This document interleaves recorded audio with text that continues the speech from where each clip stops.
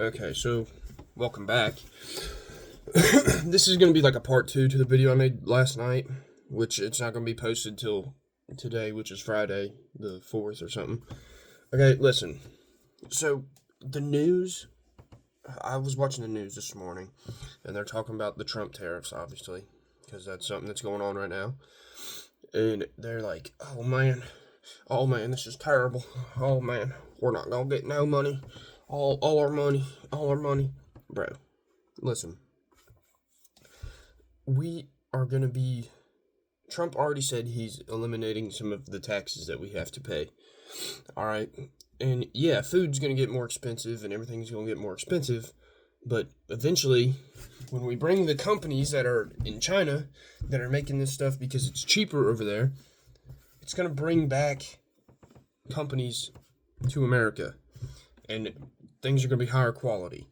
You know, everybody likes to make fun of Walmart stuff because it's cheap quality, right? And it's not very good. So because it's all made in China and by America, yeah, the company might be American, but it's still made in China, right? So when we bring all that back, we're gonna have higher quality stuff, and it's not gonna be made in China. It's gonna be made in America, right? Which obviously I'm not a big guy with like the market, and I don't know about all that stuff. I'm not a tariff genius, but from what I know, which is basic knowledge of tariffs, they're bad for a time, but eventually they're better because it brings back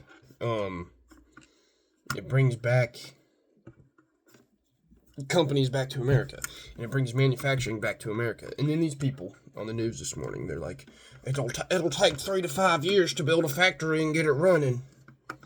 Okay, listen.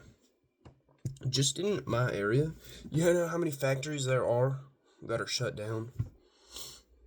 I mean, in Connorsville, there's a whole Ford factory and a bunch of other factories that were running, and then, they all got moved to China. And they got shut down, so you don't have to build them. All you got to do is bring in the stuff. There's plenty of buildings. And that's not the issue. They're just wanting to gaslight and make up all these issues. Like today, right? They're like, yeah, man, this is the highest tariffs have been since Herbert Hoover was trying to bring back jobs to America by making all these tariffs, and now he's blamed for the Great Depression, right? So they didn't say we're going into another Great Depression, but they definitely had people thinking that. Because if you're watching it and you don't know about the history about the Great Depression, which, schools now, a lot of schools don't teach history the way it actually happened. They leave a lot of important stuff out, and you don't know about that and how it actually worked. You're going to be like, oh no, there's going to be another Great Depression. We're all done. It's over. They're just professional gaslighters. And yeah, I'm not saying that every news is wrong or right. Obviously, everybody's going to be wrong and they're going to be right. But people literally take the news as the gospel. And they're like, oh man, that's true. Dude, do you not realize that the people who do the news are humans? And they can be wrong and have false reports?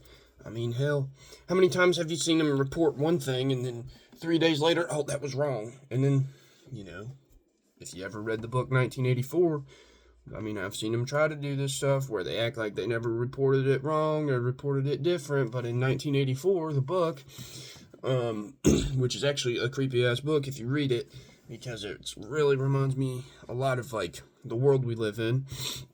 But, anyway, what was I gonna say? Yeah, so they, like, if something happened, they would, and they wanted to change the narrative, they would get rid of that whole news story, and they would burn it and whatever else.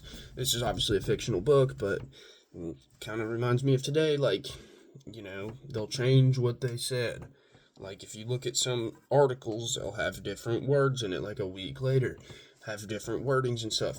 Weird stuff, right?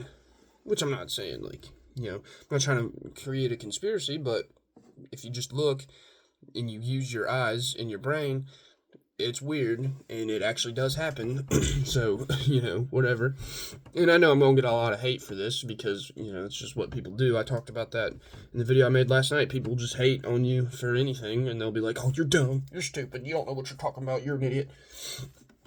without doing any sort of research or anything. And I don't do a lot of research. I watch news and I learn things from both sides. And both sides, that's just a simple enough statement right there to show how divided we are, that we have both sides. We have the Fox News side and, the people that watch Dan Bongino and that, and then we have the CNN and NBC and whatever else. Those are sides, right? Back in the day, the 90s and whatnot, they were reporting pretty similar stuff, and, they weren't like CNN and NBC wasn't, only praising the Democrats, and Fox and them wasn't only praising the Republicans. There was news anchors and reporters, and it shouldn't be like that at all. It shouldn't be, oh, we're praising this person. No, it should be the news. It should be a report. Okay? Yeah, you should give information, but not false information or leave out important parts of information. Give information. Be like, this happened, and then you give the information about it, and then you give, like, ways it could impact it, and not an opinion. It's the news. Just like teachers. When teachers are teaching stuff in history class, right? Let's just say that, for example. If you're teaching a history class, you shouldn't be giving your political opinions. You should be teaching the kids how to make their own opinion and how to think to develop an opinion, right? Like my English teachers at my school, they do it. They will give information and they'll present it from both sides. And they will give insight, from both sides. I hate saying that because that just shows how divided we are, which sucks because, like Abraham Lincoln said, a house divided against itself is always going to fall, or something. He said something like that. I got the first part right, but he said something. The house divided against itself isn't a house at all. I don't know. Anyway, yeah, like, I hate saying both sides, but, there's obviously going to be two sides, well, three sides to every story, this side, and then the truth. That's how it's always going to be, but, yeah, bro, I mean, I don't know, the news is just professional gaslighters, essentially, and it goes both directions, but I feel like the news shouldn't be what it is. It should just be people presenting information, how this information, like the tariffs, how it can affect us, and, how it may affect us in such scenarios that could play out, but not scenarios that are going to cause mass panic, because every time they give scenarios on the news nowadays, like today, well, you see, Herbert Hoover did this, and he caused the Great Depression. Well, no, Herbert Hoover didn't cause the Great Depression. It was the banks not having enough money and letting tons of people borrow money and buy shit on credit that really caused the Great Depression. But no, we're gonna blame it on Herbert Hoover today because we're gonna blame these tariffs. Whatever, that is what it is. People are gonna do that, but that's not how the news should be. The news shouldn't be opinion based. It should be reporters and anchors reporting information, like I already said, how that information, how these, like today with the tariffs, report, okay, yeah, there's tariffs. China responded with another 34% tariff. How can this affect us, and how can it affect us positively and negatively in a scenario that could play out? But don't cause mass panic with these scenarios, because that's what they do, and that's what I mean, how they gaslight people into being like, oh my god, this is crazy. Bro, it's not that big of a deal. But yeah, I'm gonna just probably start repeating myself again, because it's at that point in the video where I start repeating myself quite a bit. But anyway, yeah, man, thank you guys for watching. And again, like I said before in one of my videos, it's opinion. It's my opinion. It's not the truth. So don't be like, oh, you're stupid, you're dumb, you're an idiot, you don't know what you're talking about. I'm giving an opinion.